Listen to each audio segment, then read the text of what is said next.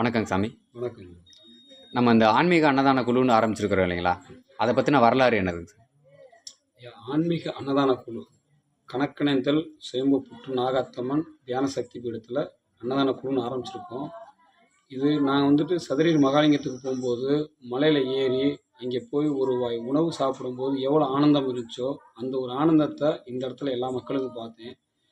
கல்குச்சியில் இறங்கி அங்கே ஹோட்டலில் வாங்கி சாப்பிட்டுட்டு தான் இங்கே வர்ற மாதிரி தான் இருக்கும். இல்லை நம்ம தேவைன்னா கல்குச்சிக்கு போகிற மாதிரி இருந்துச்சு. இங்கே குடிதண்ணி விட விலைக்கு வாங்கி தான் அந்த இடத்துல நம்ம பண்ணிக்கிருக்கோம். என்னென்னா வர்ற மக்கள் பசியாற்றி போகணும்.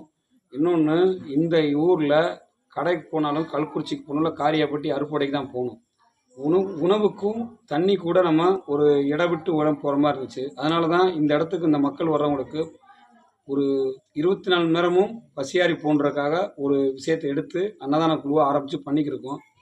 இது ஆரம்ப காலத்துலேருந்து ஒரு பௌர்ணமி அன்று மட்டும்தான் நடத்திக்கிட்டு இருந்தோம். ஒரு 4 ஆண்டு காலமாக 24 மணி நேரமும் இந்த இடத்துல அன்னதானம் பண்ணணும்.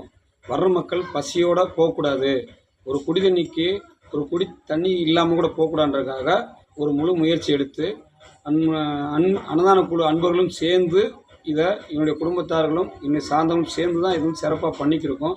சிறப்பான முறையில் பண்ணிக்கிருக்கோம். எல்லா மக்களும் பசியாரி போகிறாங்க. காய்கறி மளிகை ஜாமான்லாம் நம்மளே வாங்கிடுறாங்களா, இல்லைன்னா மக்கள் கொண்டு வராங்களாங்க சார்?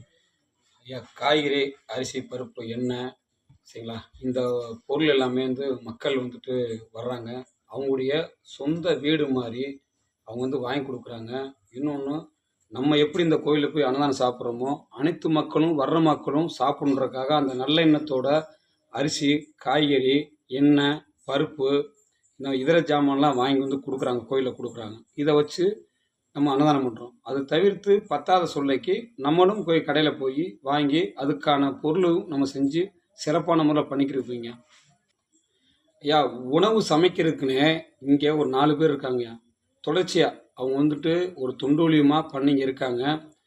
இப்போ 100 பேர் சாப்பிட்ணுன்னாலுமே ஒரு அரை மணி நேரத்தில் இல்லை ஒரு 20 நிமிஷத்தில் ரெடி பண்ணி எல்லா மக்களுக்குமே உணவு பரிமாறி பண்ணுறாங்க.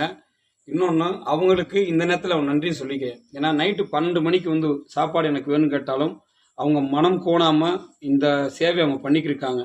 விடிய காலம் 4 மணிக்கு வந்தாலும் உங்களுக்கு என்ன தேவை வேணும் அப்படின்னு அவங்களுக்கு உணவு உபசாரம் பண்ணி நல்லா சிறப்பாக பண்ணுறாங்க. அவங்களுக்கு இந்த நேரத்தில் சிறப்பான நன்றின்னு சொல்லிக்கிறீங்க.